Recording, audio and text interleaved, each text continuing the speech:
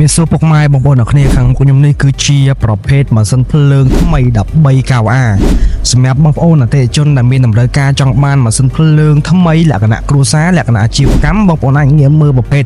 ម៉ាស៊ីនភ្លើងមួយនេះបានកម្លាំងរហូតដល់ 13kWA តែម្ដងជាប្រភេទម៉ាស៊ីនភ្លើងថ្មីបងមកពីប្រទេសជប៉ុនហើយជាប្រភេទក្បាលម៉ាស៊ីនយ៉ាន់ម៉ាបងប្អូនអ្នកគ្នាអញ្ចឹងបងប្អូនជឿម៉ាស៊ីនភ្លើងនេះទៅ